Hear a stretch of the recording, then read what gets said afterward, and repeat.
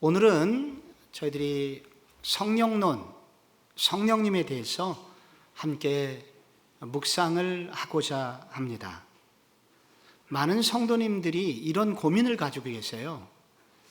내가 하나님 그분이 누구신지는 알겠고, 그리고 예수님도 어떻게 태어나셔서 무슨 사역을 하신지를 알겠는데 성령님은 어떤 분이신지 알 것도 같고 모를 것도 같고 애매한 부분이 너무나 많이 있다.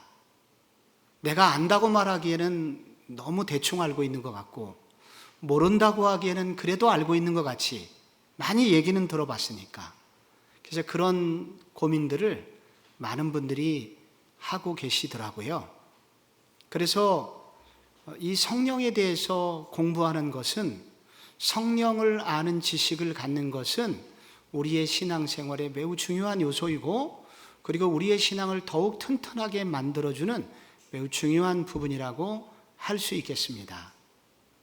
그리고 또한 그 많은, 우리만이 아니라 많은 기독교인들에게 있어서, 그리고 지나간 2000년 기독교 역사 속에서 제일 소외되었던 분이 또 성령님이십니다.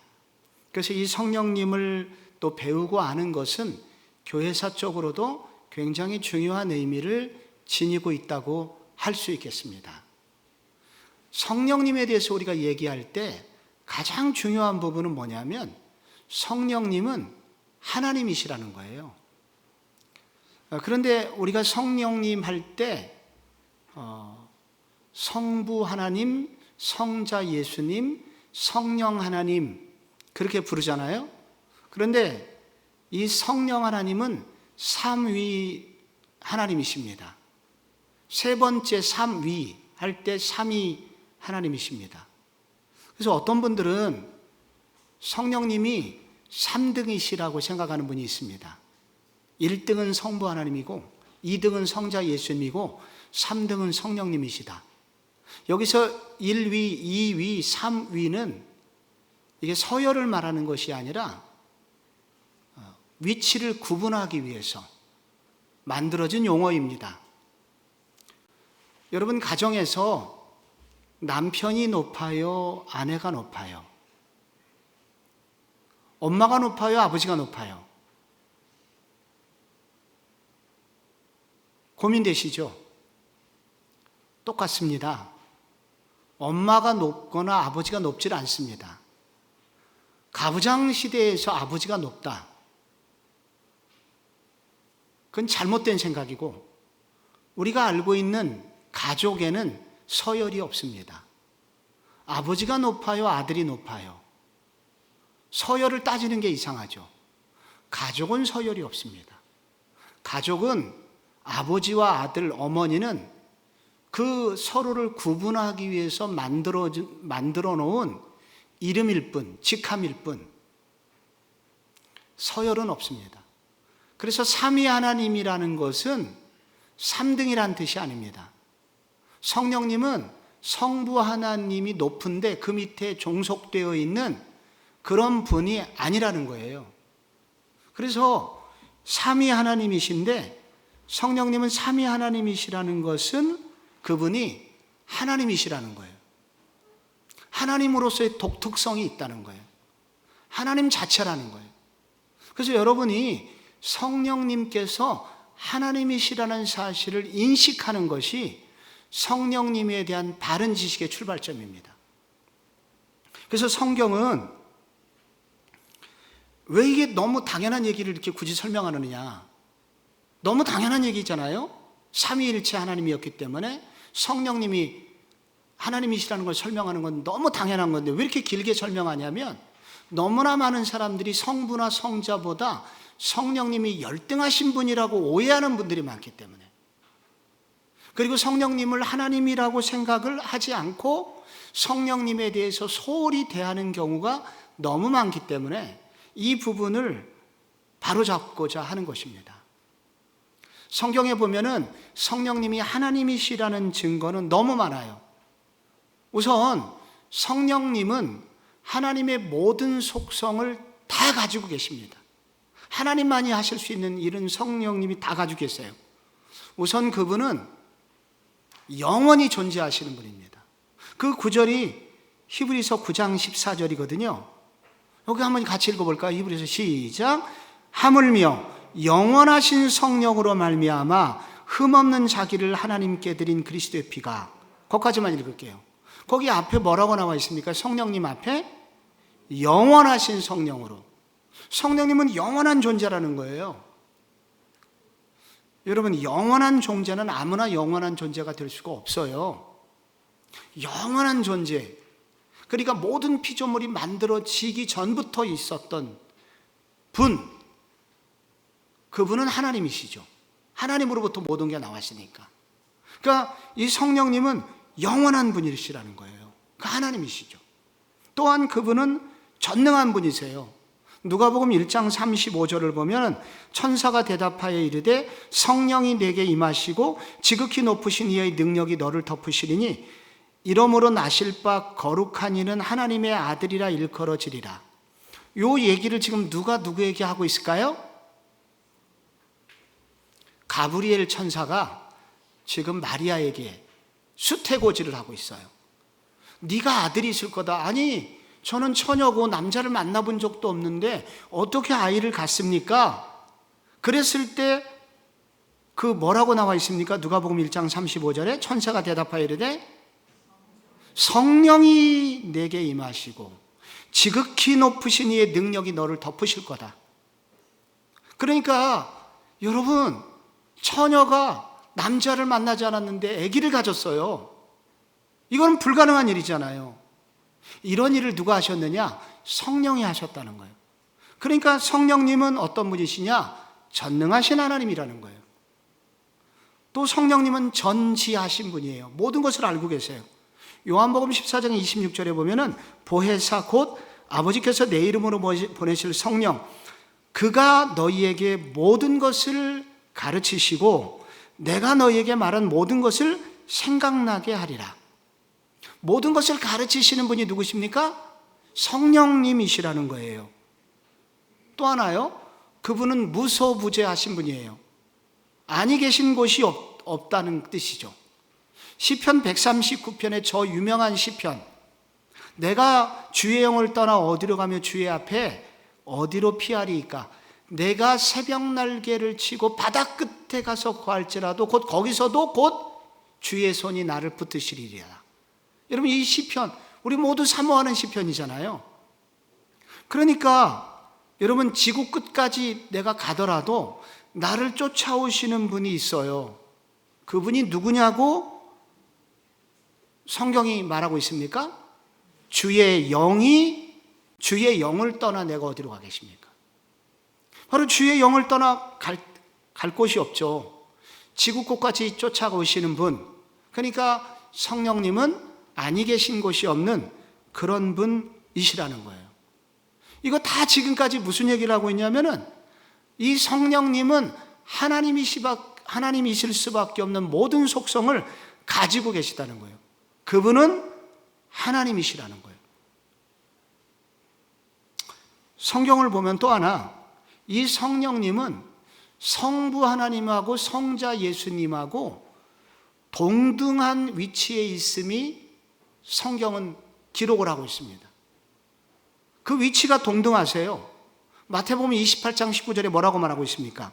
그러므로 너희는 가서 모든 민족을 제자로 삼아 아버지와 아들과 성령의 이름으로 세례를 베풀고, 여기 보면은 다 이렇게 동등한 위치예요. 아버지와 아들과 성령. 차별을 둔 게 아니라 이게 같은 위치에 계시다는 거예요. 여러분, 고린도후서 13장 13절을 보시면요, 주 예수 그리스도의 은혜와 하나님의 사랑과 성령의 교통하심이 너희 무리와 함께 있을지어다. 이거 축도할 때 목사님들을 축도하는 내용이거든요. 그럼 이 순서가, 여러분 여기에 보면은 주 예수 그리스도가 먼저 나왔어요. 그럼 이분이 1등이고 이 구절에는 2등이 하나님이고 3등이 성령님이냐? 아니잖아요. 이 순서가 이렇게 바뀐 걸 보면 아버지하고 아들하고 여기 관계가 바뀐 것은 이것은 바로 동등한 위치라는 거예요. 이렇게 위치 차이가 있는 것이 아니라는 것입니다. 그래서 성경의 기록도 성령님을 하나님과 동등하신 분이라고, 하나님이시라고 설명을 하고 있다는 거예요. 하나님이세요, 그분은. 또 하나, 성령님은 하나님이 많이 하실 수 있는 신적 사역들을 많이 행하셨는데 하나님이 아니시고는 할 수 없는 사역을 했어요. 그 중에 가장 중요한 사역이 뭐냐면 처음 한 사역, 창조의 사역입니다. 온 우주를 누가 만드셨습니까? 누가 만드셨어요, 여러분? 태초에 하나님이 천지를 창조하시니라. 하나님이 복수예요, 그게. 여러분, 그리고 바로 1장 1절이 끝나고 1장 2절을 보면은 하나님의 영은 수면 위에 운행하시니라. 거기 벌써 창세기 1장 2절에 성령님이 나와요. 그러니까 여러분, 성령님은 어떤 분이시냐면은 우주를 창조하신 분이에요. 하나님만이 하실 수 있는 일을 하신 분이 성령님이시라는 거죠. 나중에요, 여러분, 예수님께서 부활하시잖아요. 예수님께서 어떻게 부활하셨냐면요, 그냥 부활한 게 아닙니다. 거기 로마서 1장 4절을 보면요, 이런 구절이 나와요. 성결의 영으로는 죽은 자들 가운데서 부활하사 능력으로 하나님의 아들로 선포되셨으니 곧 우리 주 예수 그리스도시니라. 여기 성결의 영으로는 죽은 자들 가운데 부활하사 능력으로 하나님의 아들로 선포되셨다. 이 말은 무슨 얘기냐면은 이 예수님을 부활하게 하신 분이 성령님이시라는 거예요. 성령님이 아니시면 예수님이 부활할 수가 없었어요. 성령님이 예수님을 부활하게끔 하신 거예요. 그러므로 우리 모두 다 지금 다시 한번 확인해야 되는 것은, 여러분, 성령님은 누구시라고요? 한마디로 하나님이시라는 거예요. 성령님은 하나님이시라는 거예요. 성령님은 3등 하나님이시죠? 아니고 성령님은 동등하신 하나님이에요. 성부 하나님과 성자 예수님과 성령님은 삼위일체 하나님으로서 동등하신 하나님이시라는 거예요. 이게 성경이 강조하고 있는 가장 중요한 성령님에 대한 선언입니다. 아, 성령님은 하나님이시구나. 이거를 분명히 인식해야 됩니다. 성령님은요, 하나님이시긴 하나님이신데 우리가 성령님에 대해서 알아야 될 것은 성령님은 인격적인 하나님이세요. 이게 왜 중요하냐면 이 얘기를 한 다음에 한 번 더 설명을 드릴게요. 여러분, 성령님이 인격이라는 것은 성령님은 지정의가 있는 거예요. 그래서 성령님이 먼저 인격이시라는 것은 성령님은 지식을 가지고 계세요. 거기 이사야 11장 2절을 거기 보시면 성령님에 대해서 한번 같이 읽어볼게요. 시작. 그의 위에 여호와의 영 곧 지혜와 총명의 영이요 모략과 재능의 영이요 지식과 여호와를 경외하는 영이 강림하시리니. 여러분, 여기서 지적인 요소를 가지고 계세요. 성령님은 여호와의 영이 영 곧 뭐라고 나와요? 지혜와 총명의 영이세요. 그래서 성령님께서는 굉장한 지식을 가지고 계신 거예요. 지혜를 가지고 계신 분이에요. 성령님은 모르시는 게 없는 분이에요. 지식이 충만하신 분이에요. 그래서 요한복음 14장 26절에 보혜사 곧 아버지께서 내 이름으로 보내실 성령, 그가 너희에게 모든 것을 가르치고 내가 너희에게 말한 모든 것을 생각나게 하리라. 모든 것을 가르치고. 그래서 성령님은 아시는 분이기 때문에 가르칠 수 있는 분이에요. 모든 것을 알고 계신 분이라는 거예요. 그러니까 성령님은 어떤 분이시냐? 지성적인 요소가 충만하신 분이시다. 그게 끝이 아니고 성령님은 또 하나 정적인 요소를 가지고 계신 분이다. 마음이 있으신 분이라는 거예요. 에베소서 4장 30절 잘 알고 있는 구절이거든요. 한번 읽어봐요. 시작. 하나님의 성령을 근심하게 하지 말라. 그 안에서 너희도 구원의 날까지 인치심을 받았느니라. 아멘. 여기 지금 성령님을 뭐하게 하지 말라? 근심하게 하지 말라. 성령님은 어떤 분이시기 때문에? 근심하시는 분이세요. 우리가 죄를 지으면 성령님은 근심을 하세요. 무슨 얘기냐면 바로 마음이 있으신 분이라는 거예요. 정적인 요소를 가지고 계시다는 분이라는 거예요. 또 하나가 있어요. 성령님은 의지적인 분이세요. 의지적인 요소가 있어요. 고린도전서 12장에 보면 이 모든 일은 같은 한 성령이 행하사 그의 뜻대로 각 사람에게 나누어 주시는 것이니라. 그의 뜻대로. 이 성령님이 뜻이 계시고 그분이 뜻하신 바대로 각 사람에게 여기는 이제 은사를 나누어 주시겠다는 그런 구절인데, 은사는 누구의 뜻대로? 성령님의 뜻대로 각 사람에게 은사를 나눠주신다는 거거든요. 그렇기 때문에 이게 주님의 뜻대로, 그의 뜻대로 각 사람에게 나눠주신다는 의지를 가지고 계신 분이시다. 성령님은 어떤 분이냐? 인격적인, 하나님은 하나님이신데 그냥 하나님이 아니시라 성령님은 인격을 가지고 계신 하나님이시다. 이거를 오해하면 안 된다.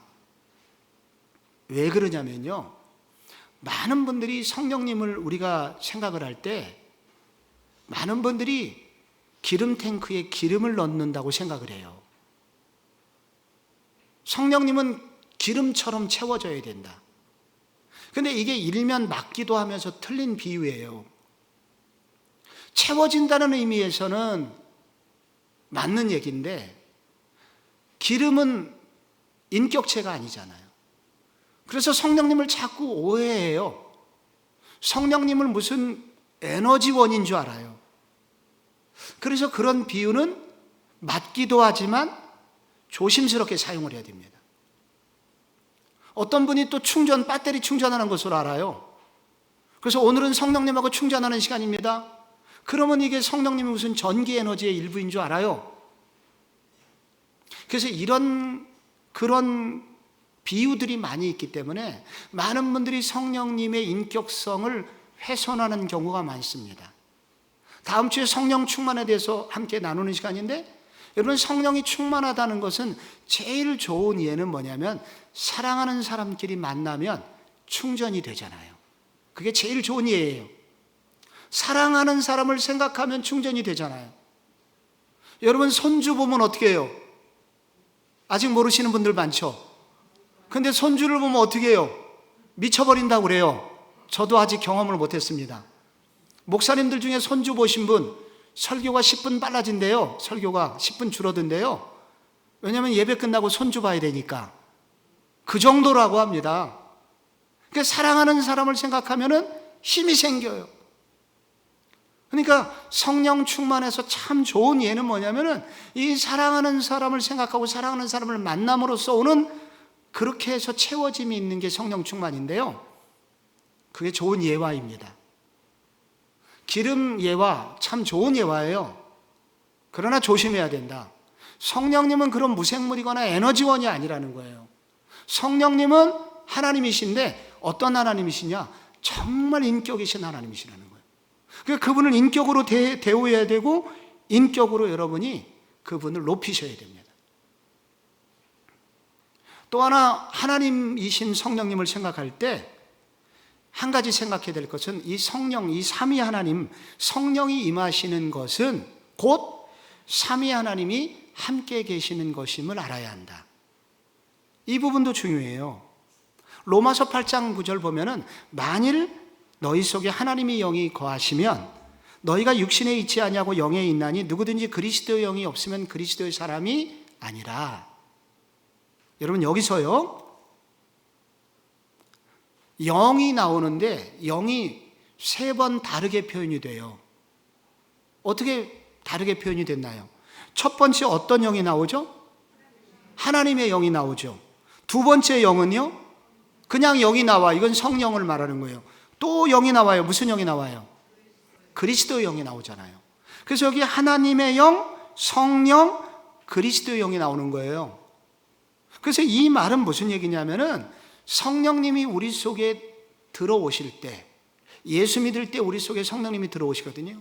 근데 성령님이 이걸 내주하신다고 그러는데, 성령의 내주가 있을 때 우리 속에 성령이 임하셨다는 그 말은 무슨 말이냐면, 그 동시에 성령님만 계신 게 아니라 삼위일체 하나님이 들어와 계시다는 거예요. 성부 하나님이 계시고 성자 예수님이 우리 속에 계시다는 거예요. 그렇기 때문에 신약시대의 성도들이 어떤 특권을 누리고 있냐면, 구약시대의 성도들이 들으면 까무라칠 은혜를 신약의 성도들이 누리고 있다는 거예요. 여러분, 구약의 성도들이 오매불망 기도했던 것은 주의 신이 나로 떠나지 말게 하소서. 자주 순간적으로 오셨다가 성령님이 떠나셨거든요. 그런데 신약의 그리스도인들에게 무슨 일이 생겼냐면, 성령님이 들어오셨다가 안 떠나시는 정도가 아니라 영원히 함께 계시는 건 기본이고, 동시에 무슨 일이 계세요? 성부 하나님과 성자 예수님이 동시에 예수 믿는 사람 속에 계시다는 거예요. 성부, 성자, 성령 하나님을 동시에 모시고 있는 신약교회 성도들, 구약교회 성도들이 보면 놀랍고 부럽고 있을 수가 없는 은혜를 받고 있다는 것입니다. 그러니 얼마나 감격스러운 일입니까? 요약하면 성령님은 하나님이시라는 거예요. 왜 이것을 강조하냐면, 많은 분들이 성령님을 물건 취급하거나 성령님을 무슨 하인 취급하는 경우들이 종종 있어 왔기 때문입니다. 많은 부흥사들도 성령 받으라, 성령 받으라. 여러분, 성령님이 그렇게 막 불리워질 존재가 아니에요. 성령님은 거룩하신 하나님의 성부 하나님하고 똑같이. 그렇기 때문에 성령을 무슨 물건 받듯이 받는 게 아닙니다. 성령님은 하나님이시기 때문에 성령님 그분을 높일 때, 성령님 우리 속에 임하시옵소서. 성령 하나님, 우리는 성령 하나님이 아니면 살 수가 없습니다. 성령 하나님 우리 속에 오시옵소서. 이렇게 성령님은 높임을 받으셔야 되는 분이고, 이렇게 성령님은 높으신 분이세요. 그러므로 우리가 그동안 이런 것들을 잘못 표현했다면 성령님께 회개해야 되고, 그리고 성령 하나님을 뒷방늙은이 취급했다면 회개하셔야 됩니다. 그리고 다시 성령님을 존귀히 알고 존귀히 여기는 훈련이 우리 속에 필요하다. 그래서 성령님은 어떤 분이시냐면, 성령님은 하나님이시다 하는 것을 다시 한번 기억해야 됩니다. 성령님이 특별히 강하게 임하신 때가 오순절 날이었습니다. 그래서 성령님과 매우 관련이 있는 게 오순절 절기입니다. 그런데 여러분, 그 성령이 오시겠다고 한 구약에 많은 예언들이 있었습니다. 오순절 날 갑자기 오신 것이 아니라 구약 시대부터 성령님이 오시겠다고 약속이 많이 돼 있었어요.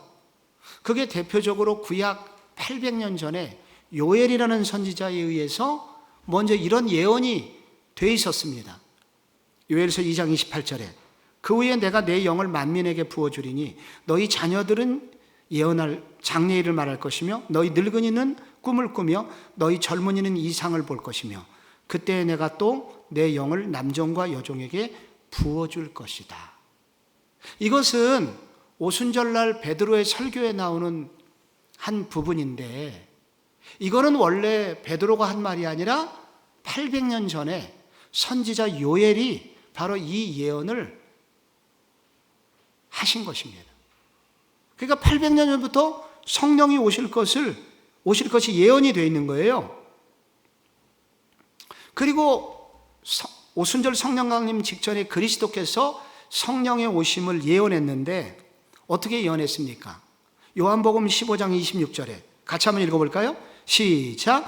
내가 아버지께로부터 너희에게 보낼 보혜사 곧 아버지께로부터 나오시는 진리의 성령이 오실 때에 그가 나를 증언하실 것이요. 여러분, 이렇게 진리의 성령이 오실 것을 예수님도 예언을 해주셨고, 예수님이 승천하시기 며칠 전에 사도행전 1장 4절에 뭐라고 예언하셨죠? 너희는 예루살렘을 떠나지 말고 내게 들은 아버지께 약속하신 것을 기다려라. 요한은 물로 세례를 베풀었으나 너희는 몇 날이 못되어 성령으로 세례를 받으리라 하셨느니라. 그게 뭐냐면 성령님 오순절 성령강림 사건 전에 많은 성령님이 오실 것이 예언되어 있었다는 거예요. 그런데 예수님께서 이제 그 성령님께서 오순절날 성령 강림하셨죠. 여러분, 구약에 3대 절기가 있거든요. 뭐가 있을까요? 맨 먼저 유월절, 그 다음에 이제 오순절, 그 다음에 이제 세 번째가 이제 장막절, 추수감사절에 해당하는 3대 절기가 있어요. 근데 이 가운데 있는 두 번째 절기가 오순절이에요. 오순절을 일컬어서 77절이라고 불러요.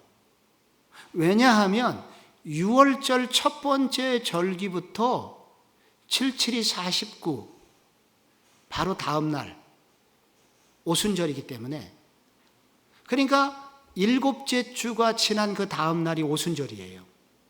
그래서 오순절의 다른 이름을 77절이라고 불러요. 그래서 이 오순절이라고 하는 절기는 뭐하고 시간적으로 정확히 맞아떨어지냐면 6월절하고 맞아떨어지는 거예요. 여러분, 왜 성령님께서 오순절날 오셨을까요? 장막절에 오셔도 되잖아요. 그리고 7월 10일 대속죄일에 오셔도 되잖아요. 그런데 왜 오순절날 오셨을까요? 이게 굉장히 중요한 겁니다. 왜 오순절날 오셨느냐? 6월절은요, 6월절과 맞닥뜨리는 또 하나의 작은 절기가 있는데 그거를 초실절이라고 그래요. 6월절은 우리로 말하면 설날이에요. 근데 6월절에 무슨 일이 있었냐면은 유대 땅에는 보리가 처음으로 추수되는, 겨울에 보리가, 여러분 추수된 보리가 겨울에 나잖아요. 그래서 이스라엘의 지방 중에서 따뜻한 지방, 해변, 북쪽의 해변에 지중해성 기후를 맞이하고 있는 게네사렛 평야, 이런 데는요 날씨가 따뜻해 갖고요 보리가 먼저 익어요. 그래갖고 첫 번째 보리 수확을 거둘 때가 6월절 절기예요. 그래서 6월절 절기부터 오순절 때까지는 이 보리를 주로 먹습니다. 그런데 보리는 맛이 없어요. 다른 좋은 음식이 있으면 사료로 쓰는 게 보리거든요. 그러나 그때까지 어쩔 수 없이 먹어야 돼요. 먹을 게 없으니까. 게다가 6월절 날은 무교병을 먹어요. 누룩을 넣지 않아 맛이 없어요. 근데 그 누룩 없는 빵을 6월절 날 먹어요. 맛없는 보리빵을 오순절 날까지 먹어요. 근데 오순절 절기가 가까이 오면은 보리 추수가 사라지면서 팔레스타인 지방에 밀이 나오기 시작해요.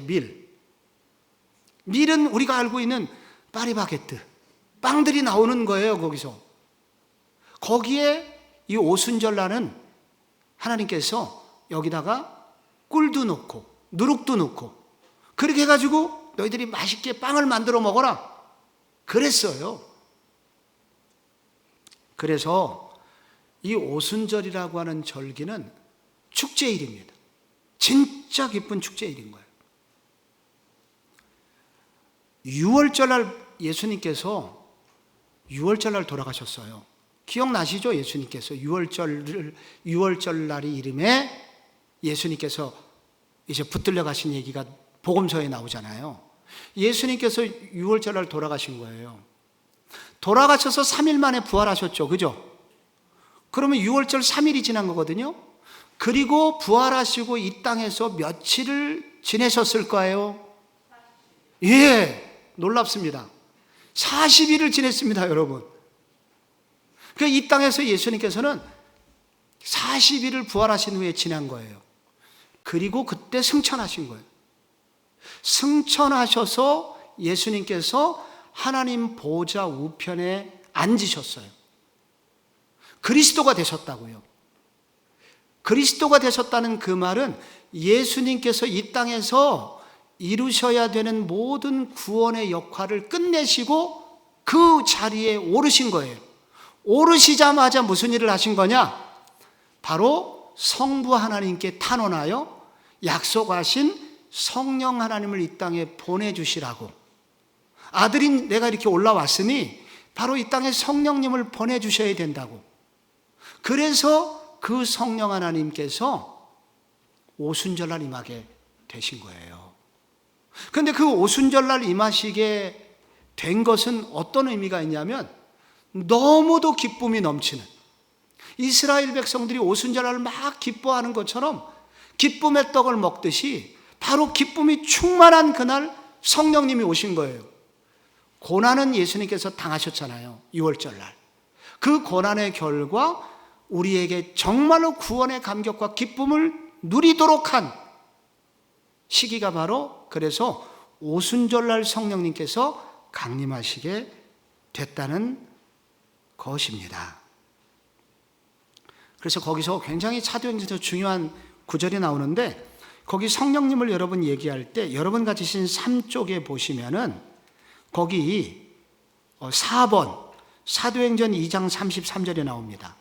그 구절을 한번 같이 읽어보실게요. 시작. 하나님이 오른손으로 예수를 높이시매 그가 약속하신 성령을 아버지께 받아서 너희가 보고 듣는 이것을 부어주셨느니라. 아멘. 그래서 성령님이 오신 것은 예수님께서 6월절 양으로서 속죄 사역을 완벽하게 수행하신 결과로서 그리스도께서 자기의 사역을 다 마치셔서 승천하셔서 그리스도의 자리에 오르셨기 때문에 성령님이 이 땅에 오실 수 있는 모든 길들을 여시게 된 것입니다. 그래서 그 시기는 바로 오순절날이었다. 그래서 우리는 오순절 성령 강림을 오순절날 성령님이 임하신 것을 성경에서 읽게 됩니다. 여기서 질문 한 가지 드려볼게요. 그러면 오순절날 성령 강림하셨는데 그럼 구약 시대에는 성령님이 계셨을까요? 안 계셨을까요? 오순절날 성령 강림하시기 전에는 성령님 계셨어요? 안 계셨어요? 계셨죠. 아까 창조하실 때 삼위일체 하나님께서 창조사역 같이 하셨고요. 그리고 다윗이 주의 신을 내게서 떠나지 말게 하소서. 다윗에게 성령님이 임하셨죠. 구약시대에 내가 주의 신을 떠나 어디로 가겠나이까? 구약시대에도 성령님은 계셨어요. 그런데 오순절날 성령 강림한 사건은 매우 특별한 사건이에요.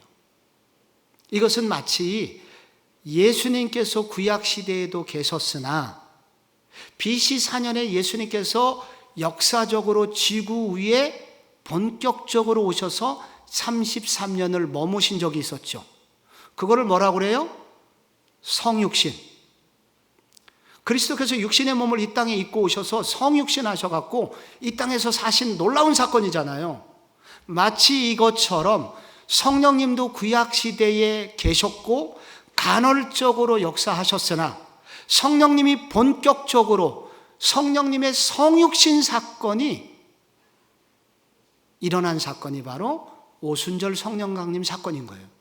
이전으로도 계셨지만 이전과 비교할 수 없는 역사를 일으키시는 모습으로 이 땅에 본격적으로 오신 사건, 그게 바로 오순절 성령 강림 사건입니다.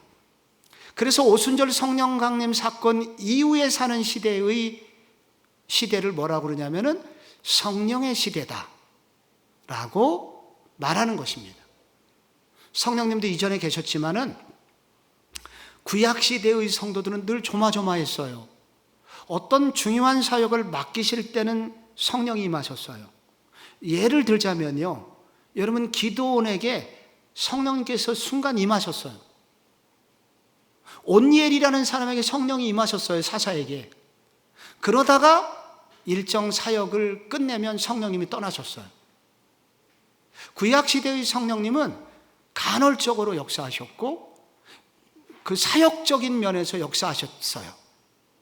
그러나 오순절 성령 강림 사건 이후에는 예수 믿는 모든 사람들에게 들어오신 이후에 절대 떠나지 않으시고 평생 우리가 영원히 죽을 때까지 우리와 동행하시고 우리가 무슨 일을 하든지 동행하시며 어떤 일도 감당할 수 있는 엄청난 은혜를 부어주시는 은혜를 받은 시기가 바로 오순절 성령 강림 사건 이후의 시대라는 것입니다.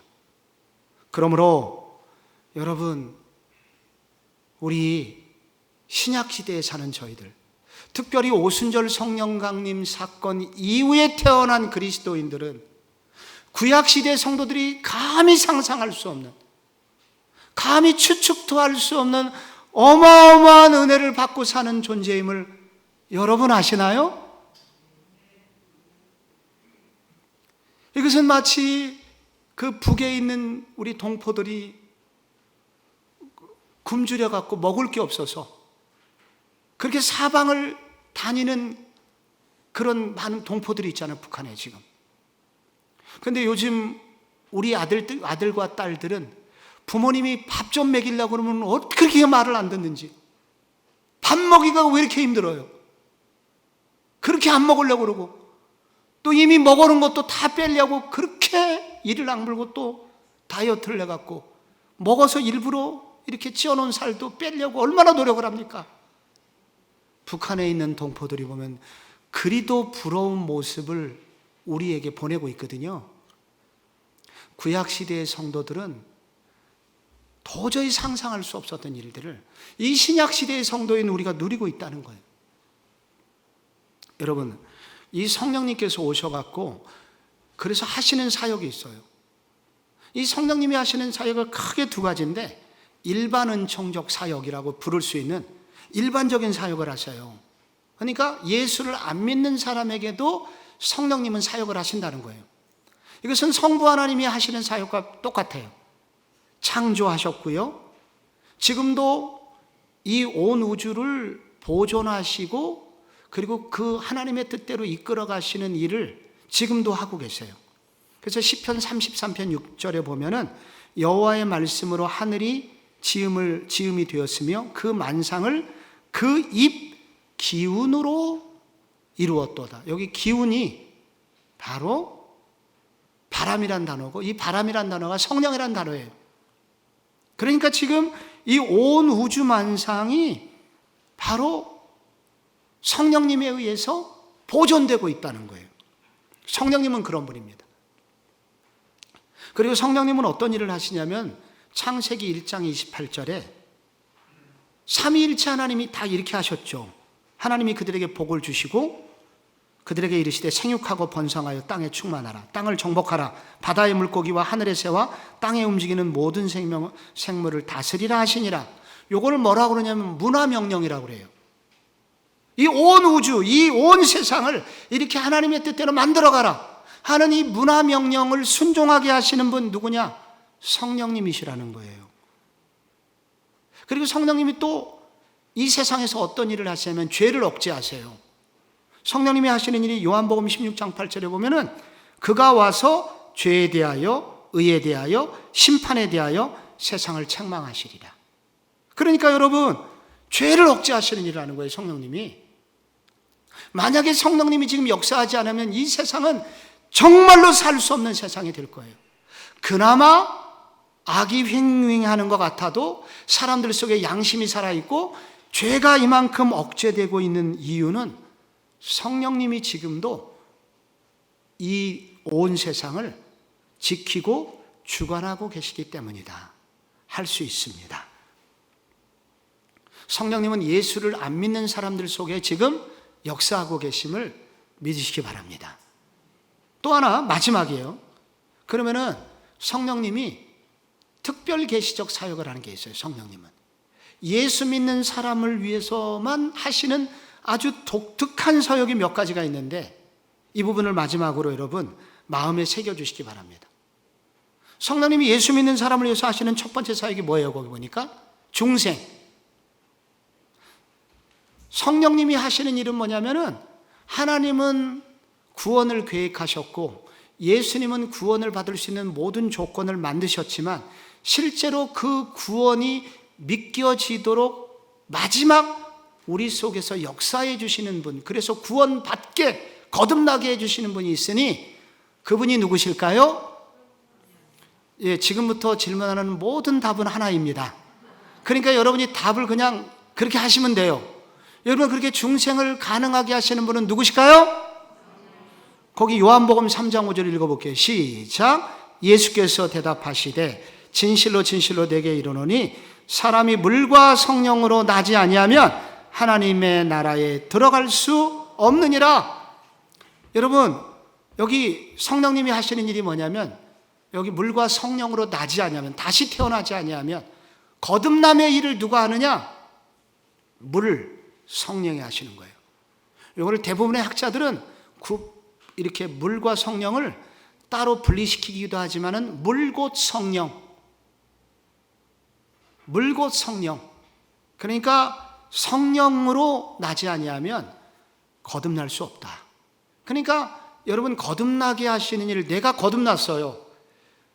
그래서 예수님의 은혜가 깨달아지고 예수 믿게 됐어요. 여러분, 여러분에게 누가 역사한 거예요? 성령이 역사하신 거예요. 성령님이 여러분 예수 믿게 한 거예요. 그런데 그거 거기 끝나는 게 아니에요. 거기서 그 다음에 중요한 게 있어요.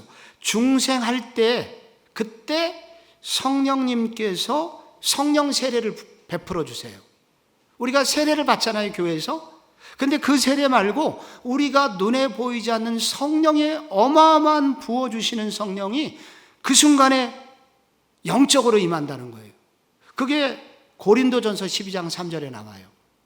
우리가 유대인이나 헬라인이나 종이나 자유인이나 다 한 성령으로 세례를 받아 한 몸이 되었고 또 다 한 성령을 마시게 하였느니라. 여러분, 거기 종이나 자유인이나 다 한 성령으로 세례를 받았다. 바로 예수 믿는 그 순간 우리에게 성령의 세례가 부어진 거예요. 그래서 우리는 여러분 물 세례를 받았잖아요. 물 세례를 받을 때 여러분이 진짜 예수 그리스도를 신뢰하고 믿으셨다면 그때 성령의 세례를 받았다는 거예요. 바로 성령의 세례가 영적으로 부어졌다는 거예요. 여러분, 그게 끝이 아니에요. 더 놀라운 건 그 다음에 나와요. 그렇게 성령님께서 부어주시는 걸로 한번 끝내고 가신 게 아니라 그 다음에 성령의 내주하심이 있어요. 내주, 속에 들어와서 거주하신다는 거예요. 여러분, 성령님께서 우리로 예수 믿게 하셨을 뿐만 아니라 우리 속에 거하세요. 요한복음 14장 16절에 내가 아버지께 구하겠으니 그가 또 다른 보혜사를 너희에게 주사 영원토록 너희와 함께 있게 하리니 그는 진리의 영이라 세상은 능히 그를 받지 못하나니 이는 그를 보지도 못하고 알지도 못함이라. 그러나 너희는 그를 아나니 그는 너희와 함께 거하시며 또 그 다음에 너희 속에 계시겠습니다. 성령님은 우리 속에 내주하세요. 예수 믿는 모든 사람에게는 성령님이 내주하셔가지고 떠나지 않으세요. 여러분, 이 놀라운 역사가 여러분 우리 가운데 영적으로 일어나게 된 거예요. 예수 믿는 사람에게 성령이 그렇게 역사하게 된 거예요. 그런데 그게 또 끝이 아니에요. 성령님은 내주하실 뿐만 아니라 또 하나 하시는 일이 있어요. 뭘까요? 인치신다는 거예요. 인치심. 인친다는 건 뭐예요? 도장 찍는다는 거예요.